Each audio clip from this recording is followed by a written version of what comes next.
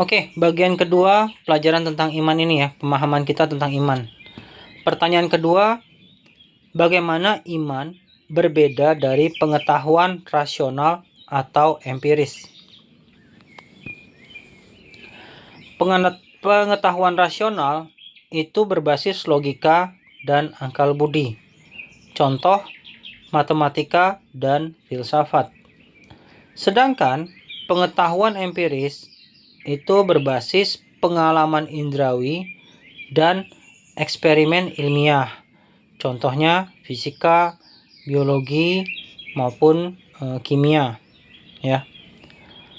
Iman itu tidak tergantung pada bukti rasional atau empiris semata, tetapi pada keyakinan kepada Allah yang menyatakan dirinya melalui wahyu, atau kita kenal juga dengan wahyu ilahi or divine revelation. Nah, apa yang menjadi implikasi teologisnya dalam hal ini? Ya. Secara tesis, iman itu melampaui pengetahuan manusia karena berakar pada Allah yang tak terbatas. Kita bisa lihat dari dalilnya 1 Korintus 2 ayat 5. 1 Korintus pasalnya yang kedua ayat 25 yang berbunyi demikian. Supaya iman kamu jangan bergantung pada hikmat manusia, tetapi pada kekuatan Allah. Dikutip dari 1 Korintus pasalnya yang kedua ayat 5.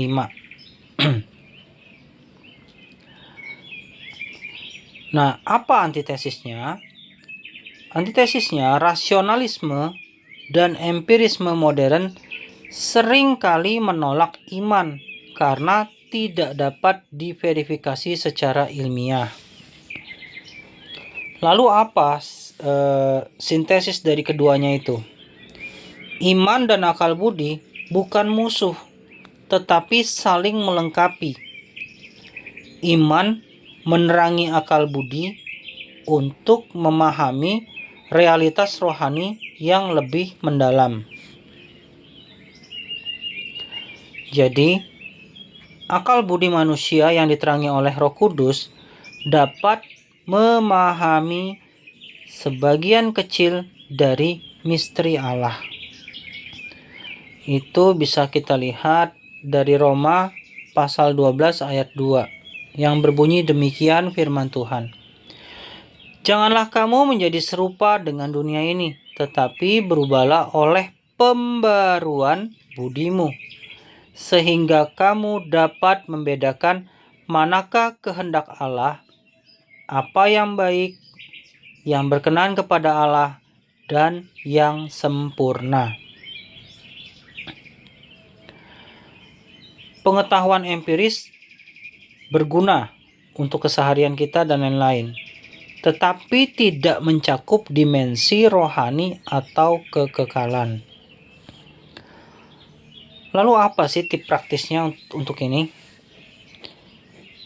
Jangan takut untuk mempelajari sains atau filsafat. Gunakan itu untuk menguatkan imanmu, bukan malah mendegradasi iman kita. Coba kita lihat dari Mazmur pasal 19 ayat 1. Mazmur pasal 19 ayat 1. Demikian firman Tuhan. Untuk pemimpin biduan, Mazmur Daud. Langit menceritakan kemuliaan Allah, dan cakrawala memberitakan pekerjaan tangannya. Kalau dalam versi bahasa Indonesia itu di Mazmur 19 ayat 2 ya, yang langit menceritakan kemuliaan Allah dan cakrawala memberitakan pekerjaan tangannya. Kalau bahasa Inggris itu ayat 1.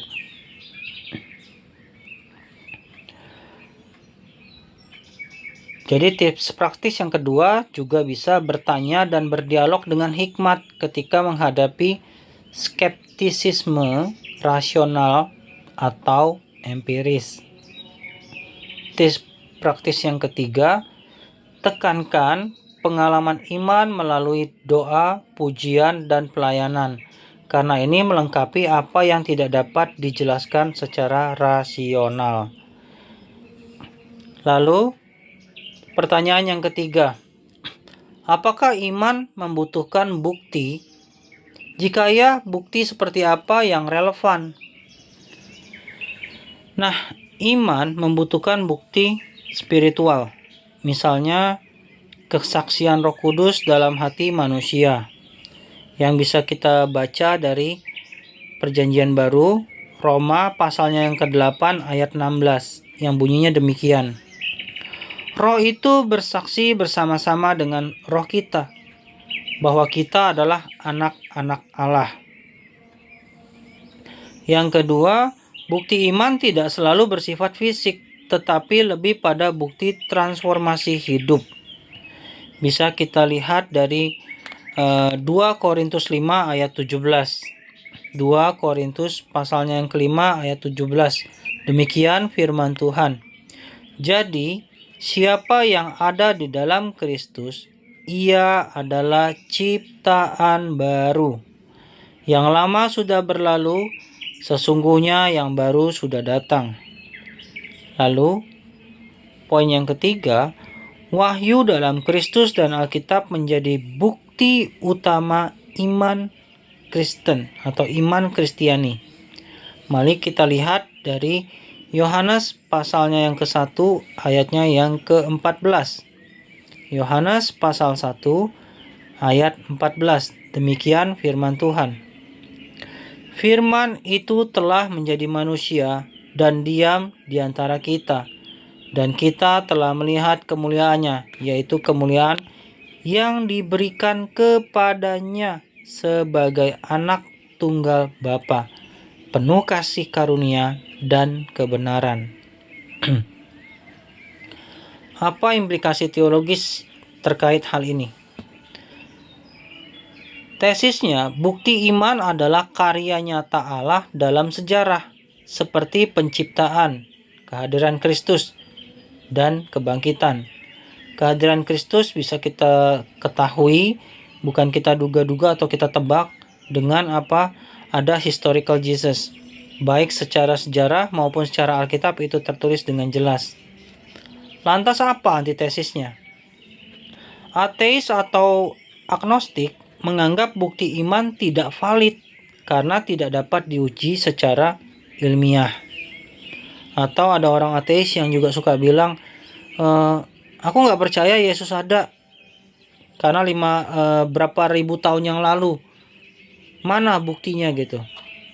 Nah, ketika seseorang bertanya seperti itu, kita juga bisa bertanya kepada orang tersebut. Loh, mungkin 50 tahun ke depan ketika engkau sudah meninggal, atau 100 tahun ke depan ketika kamu sudah meninggal, menjadi pertanyaan apakah orang percaya kamu ada. Nah, ketika orang bilang, ya orang belum tentu percaya si person ini ada. Apakah berarti orang itu tidak ada? Enggak juga, bukan? Jadi kita harus berpikir secara logis. Nah, sintesisnya apa?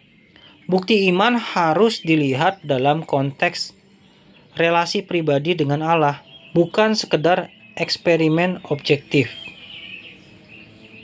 Poin-poin pemahaman lebih lanjut adalah 1.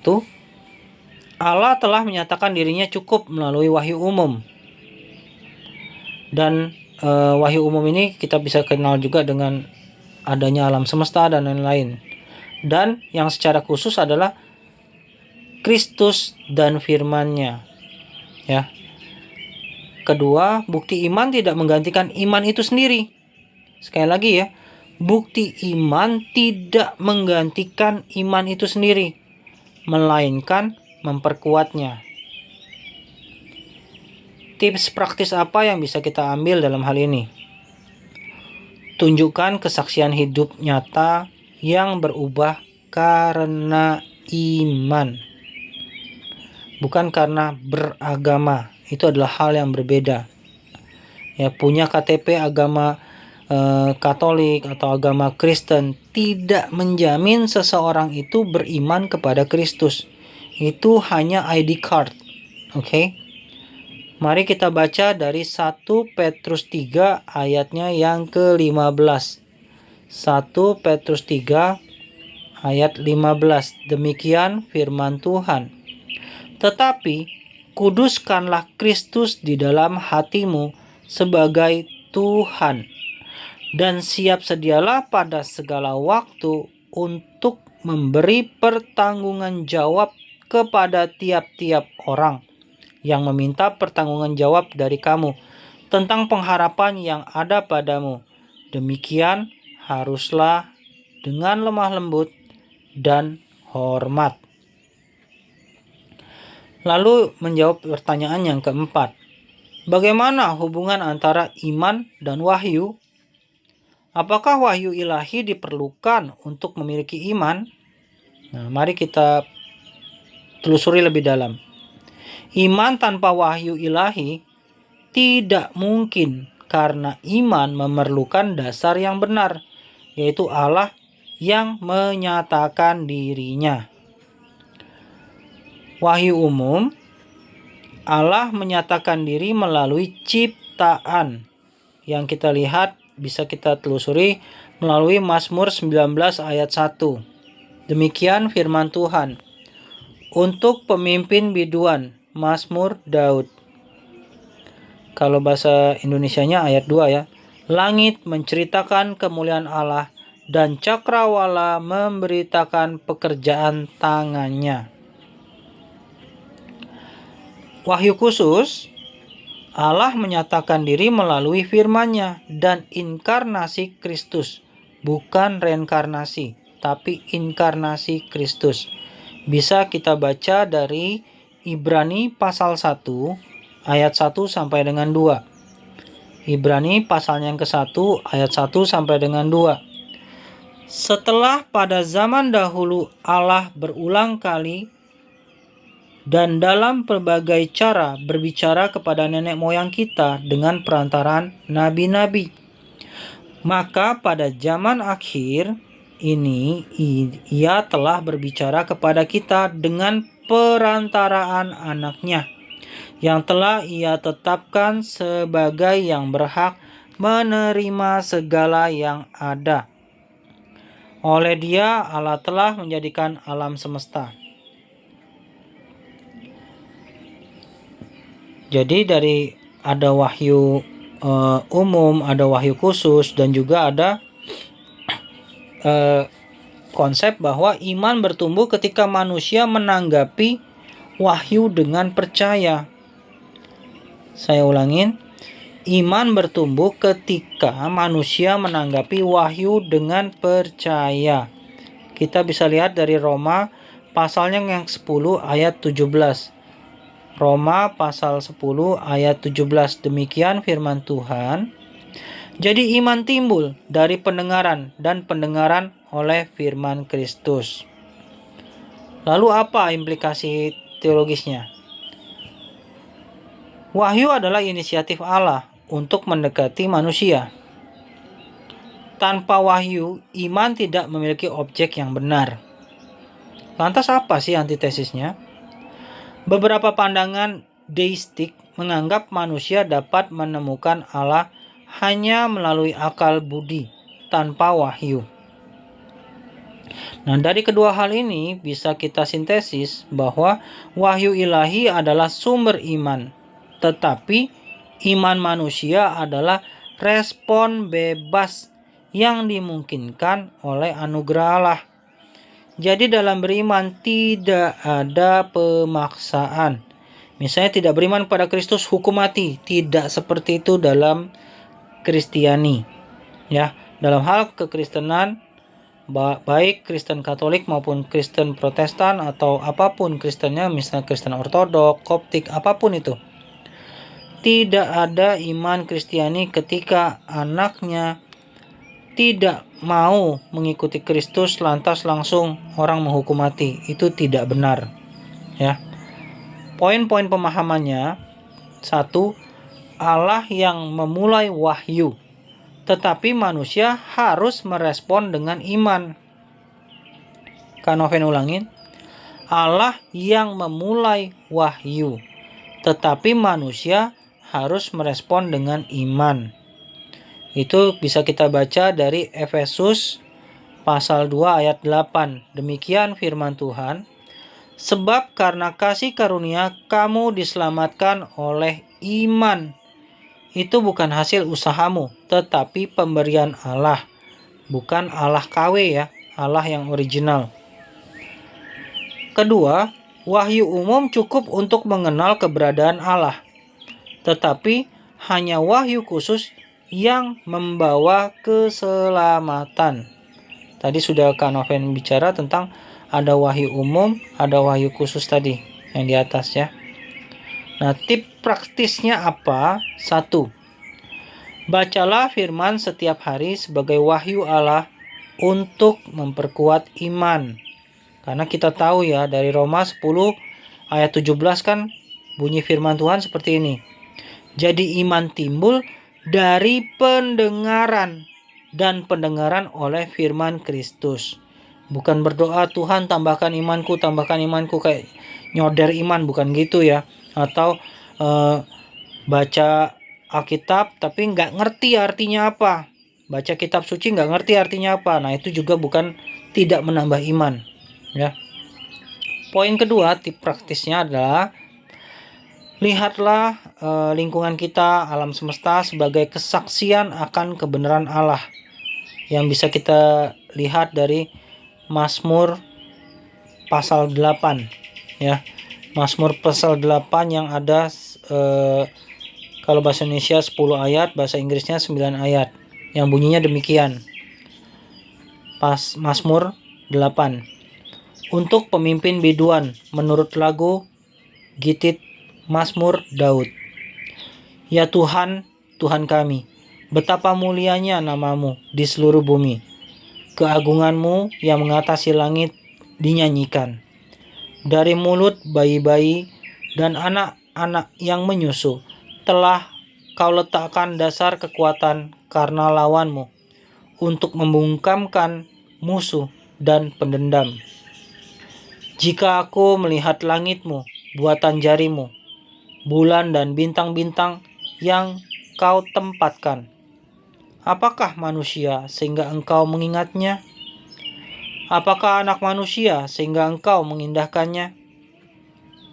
Namun, engkau telah membuatnya hampir sama seperti Allah dan telah memahkotainya dengan kemuliaan dan hormat. Engkau membuat dia berkuasa atas buatan tanganmu. Segala-galanya telah kau letakkan di bawah kakinya. Kambing, domba, dan lembu sapi sekalian. Juga binatang-binatang di padang. Burung-burung di udara dan ikan-ikan di laut. Dan apa yang melintasi arus lautan. Ya Tuhan, Tuhan kami, betapa mulianya namamu di seluruh bumi. Makanya ada lagu rohani Kristen kan yang Ya Tuhan, Tuhan kami. Yang seperti itu ya. Pernah dengar ya mungkin ya. Nah, lalu poin ketiga tip praktisnya adalah apa? Tanggapi wahyu Allah dengan tindakan iman. Seperti melayani dan memberitakan Injil. Melayani tidak hanya dalam gereja sendiri. Memberitakan Injil tidak hanya pada orang Kristiani. Ya, pada orang-orang yang kita temui ketika mereka ingin mengetahui tentang Injil, kita jelaskan. Tapi dengan lemah lembut, tidak dengan emosi, tidak dengan marah-marah. Ya. Nah, kesimpulan umum ya. Iman dalam paradigma Kristiani melibatkan hubungan erat dengan wahyu Allah sebagai sumbernya. Kak Noven ulangin, iman dalam paradigma Kristiani melibatkan hubungan erat dengan wahyu Allah sebagai sumbernya. Meskipun iman melampaui pengetahuan rasional dan empiris, ia tetap memperkuat dan melengkapi keduanya. Iman tidak hanya membutuhkan bukti spiritual, tetapi juga kesaksian nyata dalam hidup. Oleh karena itu, iman adalah respon terhadap inisiatif Allah yang telah menyatakan dirinya dalam ciptaan, firman, dan Kristus. Menyatakan dirinya dalam apa? Ciptaan, firman, dan Kristus. Praktis aplikatifnya, fokuslah pada pertumbuhan iman melalui pembelajaran firman dan hubungan pribadi dengan Allah. Kedua, gunakan sains, logika, dan pengalaman sebagai alat untuk memperkuat iman, bukan melemahkannya. Ketiga, jadilah saksi hidup yang menunjukkan bahwa iman menghasilkan buah nyata dalam kehidupan sehari-hari. Demikian sharing tentang iman dari Kak Noven. Tuhan Yesus memberkati.